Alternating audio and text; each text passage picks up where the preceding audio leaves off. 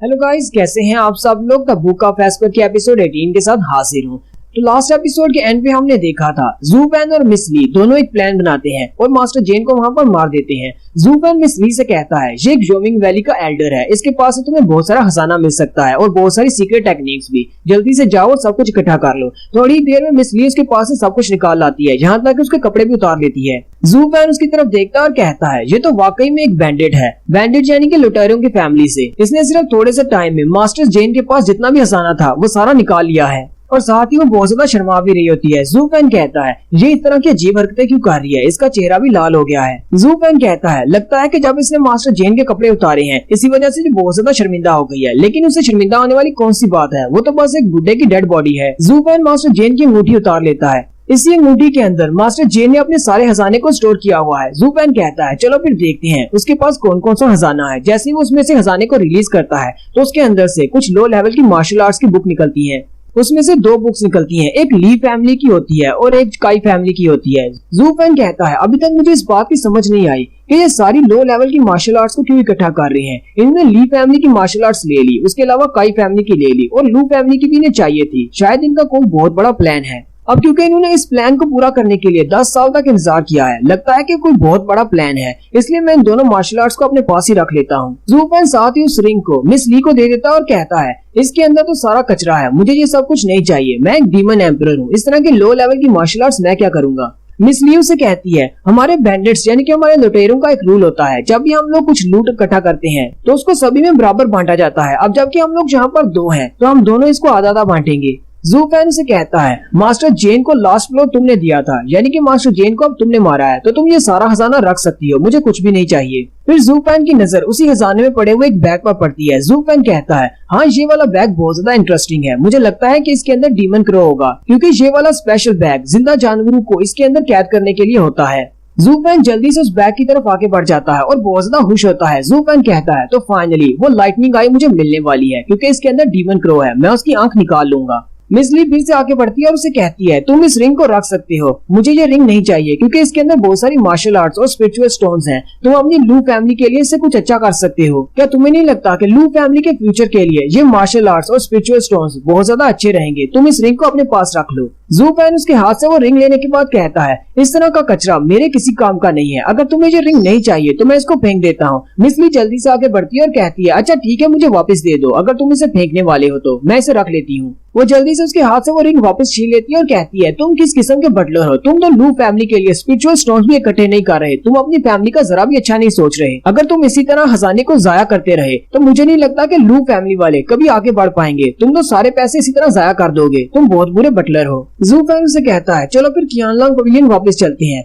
वो लोग भी पिछली रात से इस बात का इंतजार कर रहे होंगे, क्योंकि उन्हें एक्सप्लेनेशन चाहिए होगी कि यहाँ पर किसने फाइट की और क्या फाइट की। ज़ूपेन अपनी अंगूठी को यूज करते हुए मास्टर जेन की बॉडी को उसके अंदर स्टोर कर लेता है और मिस ली से कहता है जरा मेरी मदद करो, मुझे चलने में दिक्कत हो रही है, मुझे क़ियानलांग पवेलियन तक ले चलो। ज़ूपेन उससे पूछता है वैसे वो यांगमिंग कहाँ पर चला गया। वो उसे कहती है जब हम लोग मास्टर जेन के साथ फाइट कर रहे थे वो यहाँ से भाग गया है। ज़ूपेन कहता है हालांकि वो इतना बड़ा कोई मास्टर नहीं है, लेकिन फिर भी वो यहाँ से भाग गया है और मुझे अच्छी तरह से पता है कि ये हमेशा छोटे छोटे कीड़े मकोड़े ही हमारी पीठ में हंजर घोंपते हैं। नेक्स्ट टाइम वो मुझे जहाँ पर भी मिलेगा मैं सबसे पहले इसे ही मारूंगा। नेक्स्ट सीन क़ियानलांग पवेलियन का दिखाया जाता है। क़ियानलांग पवेलियन के तीनों मास्टर खड़े होते हैं, जबकि लांग नुई और लांग जी अपने सोल्जर्स के साथ वहाँ पर आ जाते हैं। एल्डर्स भी उन्हें वहाँ पर देखकर काफी ज्यादा खुश होते हैं और कहते हैं कैसे हो तुम दोनों बच्चों, क्या तुम्हारी फाइट कैसी रही। लांग नुई उनसे कहती है मास्टर जैसा कि आपने कहा था कि जैसे ही आप लोग उन तीनों बड़े मास्टर्स के साथ फाइट कर रहे थे उन्होंने अपने कुछ लोगों को यहाँ पर अटैक करने के लिए भेजा था, हम लोग भी अपने गार्ड्स लेकर रेडी थे, हमने उनके साथ अच्छा मुकाबला किया, हालांकि उनके साथ अच्छे से हमने फाइट की है, लेकिन उनमें से फिर भी कुछ ऐसे थे जो वहाँ से भाग गए हैं। मास्टर उन दोनों से कहते हैं तुम दोनों ने बहुत ही अच्छा काम किया है, तुमने हमारे गार्ड्स को बहुत ही अच्छे से लीड करते हुए हमारे दुश्मन को यहाँ से मारकर भगा दिया है। मास्टर लू भी हंसते हुए मास्टर सैन से कहते हैं ब्रदर सैन जब भी तुम वापस मेन हाउस में जाओगे वहाँ पर जाकर पैट्रियर्च के सामने इन दोनों बच्चों की तारीफ जरूर करना, इन्होंने आज बहुत ही अच्छा काम किया है। मास्टर सैन उन दोनों बच्चों से कहते हैं, मैं एक बात तो पूछना भूल ही गया था। लास्ट नाइट यहाँ पर एक बहुत बड़ा धमाका हुआ था, क्या तुम्हें पता है वो बड़ा सा धमाका किसने किया था? लांगनुई उनसे कहती है, हमें इस बारे में नहीं पता, हम लोग तो खुद वो देखकर सरप्राइज थे, हमें लगा शायद आप में से किसी एल्डर ने वो बड़ा धमाका किया है क्योंकि आप लोग एल्डर्स के साथ फाइट कर रहे थे। वो तीनों से कहते हैं, हम तीनों में से ऐसा किसी ने भी नहीं किया। मास्टर ज्यू कहते हैं, लू फैमिली वाले घर की पिछली तरफ छुपे हुए हैं, हम लोग उनसे जाकर पूछते हैं, क्या पता उन्हें इस बारे में पता हो कि यहाँ पर कौन से मास्टर थे। चलो फिर उनके पास चलते हैं और उनसे चलकर मिलते हैं।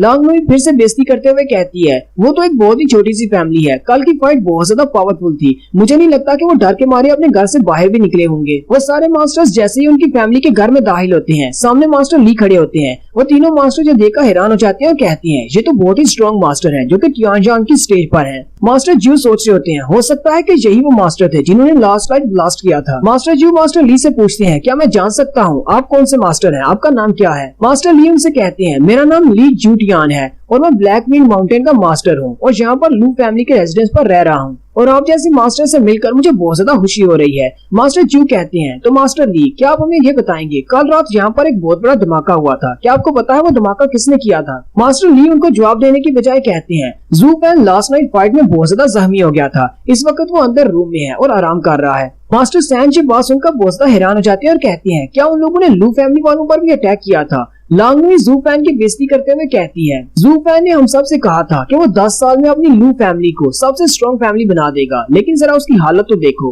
वो जोमिंग वैली से आए हुए छोटे मोटे गुंडों को नहीं संभाल पाया। हमारा तो कोई भी कार्ड जख्मी नहीं हुआ, लेकिन वो बहुत ज्यादा जख्मी हो चुका है। लू फैमिली वाले उसकी बात सुनकर बहुत ज्यादा गुस्सा हो जाते हैं। मास्टर ज्यू भी गुस्से के साथ उसे कहते हैं, मैंने तुम्हें कितनी बार कहा है किसी को भी नीचा नहीं दिखाना चाहिए, तुम हर बार मेरी बात क्यों नहीं सुनती? मास्टर ज्यू लू फैमिली वालों से कहते हैं, इसकी तरफ से मैं माफी मांगता हूँ, ये लड़की अपना मुंह बंद नहीं रख सकती, इसकी पुरानी आदत है। मास्टर ज्यू कहते हैं, हमें नहीं पता कि यहाँ पर आप लोगों पर किसने अटैक किया था, आप एक तियानजान स्टेज के मास्टर हैं और आप भी जू फैन को प्रोटेक्ट नहीं कर पाए, वो इतना ज्यादा जख्मी कैसे हो गया? मास्टर ली उनसे कहते हैं, मुझे ये बताते हुए बहुत अफसोस हो रहा है कि मैंने कल रात को ही अपना ब्रेक थ्रू कंप्लीट किया था, मैं इस लेवल पर अभी अभी पहुंचा हूँ, इसलिए मेरे पास इतनी स्ट्रेंथ नहीं थी कि मैं जू फैन को प्रोटेक्ट कर पाता, लेकिन मुझे इतना पता है कल हमारे ऊपर जिस बंदे ने अटैक किया था उसका नाम मास्टर यून था। मास्टर ज्यून की बात सुनकर चिल्लाना शुरू कर देते हैं और कहते हैं, क्या वाकई में उसका नाम यून था? वो तो जोमिंग वैली का एक एल्डर है। मास्टर ज्यू साथ ही खुश होकर मास्टर ली से कहते हैं, ये तो बहुत ही अच्छी बात है, क्या आपको पता है वो एक बहुत बड़ा मास्टर है और वो 12 एल्डर्स में से एक है, वो बहुत ज्यादा स्ट्रॉन्ग भी है, आपने अभी अभी ब्रेक थ्रू कंप्लीट किया है, फिर भी आपने उसको हरा दिया, ये तो बहुत ही अच्छी बात है। मास्टर ली उनसे कहते हैं, लगता है कि आप लोगों को कोई गलती लगी है, मैंने मास्टर जून को नहीं हराया। मास्टर ज्यू कहते हैं, अगर आपने उनके साथ फाइट नहीं की तो फिर आपकी पूरी लू फैमिली पूरी रात कैसे बची रही? मास्टर ली उनसे कहते हैं, ये सब कुछ बटलर लू फैन की वजह से हुआ है, अगर वो यहाँ पर नहीं होता तो हम में से कोई भी यहाँ पर जिंदा नहीं बचता। वो तीनों मास्टर्स जबकि लांगनुई भी ये बात सुनकर बहुत ज्यादा हैरान हो जाते हैं और कहते हैं, ऐसा कैसे हो सकता है, जू फैन एक मास्टर के साथ कैसे फाइट कर सकता है? मास्टर ज्यू कहते हैं, जू फैन और मास्टर जून दोनों की कल्टीवेशन में बहुत ज्यादा डिफरेंस है, मास्टर जून एक हाई लेवल के मास्टर हैं। मास्टर ली कहते हैं, हाँ ये बात मैं अच्छी तरह से जानता हूँ कि उनकी कल्टीवेशन बहुत ज्यादा थी। मास्टर सैन कहते हैं, तो फिर क्या हुआ, क्या जू फैन ने अपनी कोई स्पेशल टेक्निक को यूज करते हुए मास्टर जून को वापस जाने पर मजबूर कर दिया? मास्टर ली उनसे कहते हैं, वापस जाने पर मजबूर नहीं किया, लगता है कि आप जू फैन को बहुत ही कम आंक रहे हैं। वो तीनों मास्टर भी ये बात सुनकर बहुत ज्यादा हैरान हो जाते हैं और कहते हैं, हमने जू फैन को कभी भी अंडर एस्टिमेट नहीं किया, हमने उसे कभी कम नहीं आंका। मास्टर ली उन सब से कहते हैं, मास्टर जून के पास वापस जाने का वक्त ही नहीं था, वो यहाँ से भाग नहीं पाए क्योंकि जू फैन ने उनके ऊपर ऐसा अटैक किया था कि उनकी हड्डियां भी नहीं बची, उनकी बॉडी भी जलकर राख हो गई, जिसकी वजह से जू फैन की सारी स्ट्रेंथ जाया हो गई और वो बहुत ज्यादा वीक हो गया। वो तीनों मास्टर ये बात सुनकर बहुत ज्यादा चिल्लाना शुरू कर देते हैं और कहते हैं, लेकिन ऐसा कैसे हो सकता है, जू फैन एक लो लेवल का बंदा है। मास्टर ज्यू कहते हैं, चले ये बात की तो समझ आ गई कि जू फैन ने किसी तरह मैनेज कर लिया और मास्टर जू को हरा दिया, लेकिन आपने कहा कि वो वीक हो गया था, लेकिन वो जख्मी कैसे हुआ, ये तो आपने हमें बताया ही नहीं। जू फैन भी उनकी बातें सुनकर कमरे से बाहर आ जाता और कहता है, आप सब लोग तो बहुत ज्यादा शोर मचा रहे हो, मुझे भी नींद से जगा दिया, मैं भी रिकवर कर रहा था। मिस जिया जू फैन से कहती है, क्या तुमने अपनी बॉडी को रिकवर कर लिया? जू फैन कहता है, नहीं, तुम सब लोग इतना ज्यादा शोर मचा रहे हो कि मैं कल्टीवेट भी नहीं कर पा रहा, तुम सब लोगों के शोर की वजह से मैं जाग गया हूँ, अब जल्दी से बताओ यहाँ पर क्या शोर मचा रखा है? जू फैन मास्टर ज्यू से कहता है, तो आप इस बारे में जानना चाहते हैं कि मैं जख्मी कैसे हुआ, चले मैं आपको दिखाता हूँ। वो जल्दी से अपनी रिंग को एक्टिवेट करता है और उसमें से मास्टर जेन की बॉडी को बाहर निकाल लेता है। वो तीनों मास्टर जेन की बॉडी को देखकर बहुत ज्यादा चौंक जाते हैं और कहते हैं, ये तो मास्टर जेन की बॉडी है, लेकिन ये तुम्हारे पास क्या कर रही है, इसे किसने मारा है? ज़ू पेन उनसे कहता है इसे अपनी रिंग से मैंने बाहर निकाला है, तो आपको क्या लगता है कि इसको किसने मारा होगा? मैं ये बात अच्छी तरह से जानता हूँ कि मास्टर ज्यू इसके खिलाफ बहुत ज्यादा गुस्सा रखते हैं और वो इसे अपने हाथों से मारना चाहते थे, लेकिन रात को जो जंगल में मुझे मिला था तब मैंने इसको मार डाला। मैं उम्मीद करता हूँ कि मास्टर ज्यू मेरे साथ इस बात से गुस्सा नहीं होंगे क्योंकि मैंने उनके शिकार को मार डाला है। मास्टर ज्यू से कहते हैं इस कमीने इंसान ने मेरी गोल्डन लाइटनिंग आई को चुरा लिया, इसके अलावा इसने मेरी रेपुटेशन को खराब किया। मैं तो इसको अपने हाथों से मारना चाहता था, इसका खून पीना चाहता था और इसकी हड्डियों को चूरा बनाना चाहता था, लेकिन तुमने मेरी हेल्प कर दी। मैं इसकी वजह से तुमसे गुस्सा नहीं हूँ। मास्टर ज्यू ज़ू पेन से कहते हैं आज के बाद मैं तुम्हें बिल्कुल अपने भाई की तरह ही ट्रीट करूंगा। अगर तुम्हें फ्यूचर में किसी भी चीज की जरूरत हो तो तुम मुझसे कह सकते हो। और यहीं पर हमारी एपिसोड 18 का एंड होता है। एक्सप्लेनेशन अच्छी लगी हो तो कमेंट करके जरूर बताइएगा। चैनल को सब्सक्राइब कर दें, वीडियो को लाइक और शेयर कर दें। शुक्रिया।